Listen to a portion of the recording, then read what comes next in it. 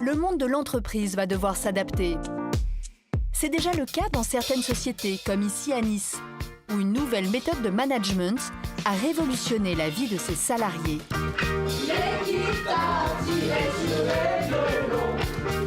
On croyait qu'il y aurait révolution. Arrivé cette année-là.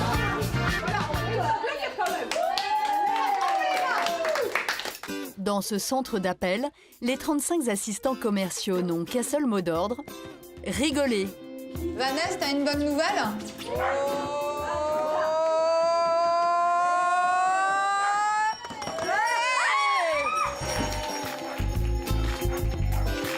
Très loin du cadre rigide et sérieux qu'ont connu leurs parents, ces nouveaux employés qui prospectent toute la journée par téléphone de nouveaux marchés pour leurs clients ont des réunions sous forme de journal télévisé.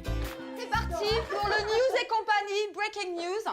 J'ai Alexandre et Laetitia qui viennent de signer leur appartement. Ils jouent à question pour un champion pour augmenter leurs connaissances sur les entreprises qu'ils représentent. Quelle est la définition de sociétaire? Un client sociétaire, il va participer aux assemblées générales. Et s'affrontent en duel pour améliorer leur argumentaire de vente et décrocher de nouveaux marchés. 9h, on s'en va à l'atelier battle. Le client, en fait, on s'est entretenu avec lui la semaine dernière. Il a besoin de tester votre réactivité sur le traitement des objections. Moi, j'ai besoin que vous répondiez du tac au tac. On fait une manche en 10. Ça vous va comme on fait d'habitude? Allez, on y va. J'ai pas le temps. À quel moment on peut se rappeler? Ouais, nickel. C'est très bien. 2-1. Tu te réveilles, hein. C'est parti. Mais pourquoi vous avez besoin de mon adresse email? Cette méthode de management très innovante, c'est la gamification. Répandue depuis peu dans le monde des affaires et dans de grandes entreprises comme Google, Microsoft ou même La Poste, elle permettrait d'augmenter l'efficacité dans le travail d'au moins 50%. Des résultats spectaculaires qui ont su convaincre Alban, ce jeune patron visionnaire.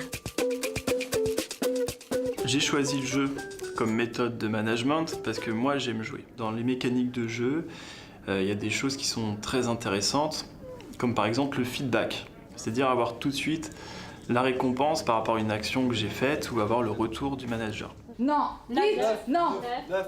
Oui, 9 sur 10. Et j'ai pas la prétention de dire que c'est un modèle de management qui est mieux ou pire qu'un autre. C'est juste un style. Après, mon quotidien, et c'est vrai que mon métier, je l'envisage pas comme venir tous les matins pour retrouver une équipe qui va faire la tête, qui aura pas envie, que je vais devoir motiver. Ça, c'est pas moi, ça me ressemble pas. Moi, je veux que mon métier de dirigeant me plaise, et pour que le métier me plaise, il faut que les gens autour de moi prennent du plaisir. D'accord. Donc on va travailler sous différents jeux, avec différents cas de figure. Et vous allez devoir deviner dans quelle situation se trouve votre collègue. Donc, Linda, tu vas faire deviner un client, tu ne dis rien, ce client-là. Oui, bonjour monsieur, le gars de la société Vurt. Dans ce jeu de rôle grandeur nature, Linda prend la place du client pour permettre à l'assistante commerciale de travailler l'intonation de sa voix et être plus percutante quand elle appelle de nouveaux clients. Je pense que tu es le client prétentieux. Exactement, tu as très bien joué le client prétentieux et orgueilleux, tu es bien rentré dans le personnage. Comment vous répondez à un client orgueilleux? Ah ben on rentre dans son jeu. Ouais. On le flatte. Là, on parle vraiment de gamification et de qualité de vie au travail. Je me revois encore à appliquer des méthodes de management qui sont hyper, j'allais dire rébarbatives, qui sont vraiment à l'opposé de ce que je fais aujourd'hui. Moi, ça me permet de retirer en fait le meilleur de la personne. Un salarié qui va être bien, qui va être dans le jeu, qui va s'éclater au quotidien, il va être plus performant. Il aura envie de venir au travail le matin, il va se sentir épanoui. Et ça, c'est la plus belle victoire pour, j'allais dire, l'équipe direction. Là, tu dois me faire deviner ce personnage.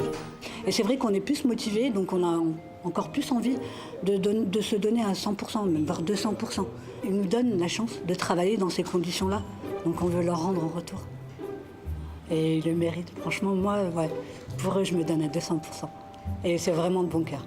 Et j'ai jamais travaillé, d'habitude c'était toujours pour l'appât du gain. Quand on est commercial, les requins, c'était l'appât du gain. Là, non, c'est vraiment pour faire plaisir. Aujourd'hui, 70% des plus grosses entreprises ont déjà recours à des outils de gamification pour booster la productivité de leurs employés. En s'adaptant aux besoins des jeunes générations, la méthode aurait permis à l'entreprise une croissance de 25%. J'espère que l'entreprise n'est pas seulement là pour produire de la valeur ajoutée, faire du PIB pour le pays, parce que déjà on y passe une bonne partie de notre vie. Dans l'entreprise, on passe beaucoup de temps au travail, et encore plus quand on a une fonction de dirigeant, c'est 50, 60 heures par semaine, donc c'est un véritable lieu de vie. Et je pense qu'on doit le concevoir comme ça aujourd'hui.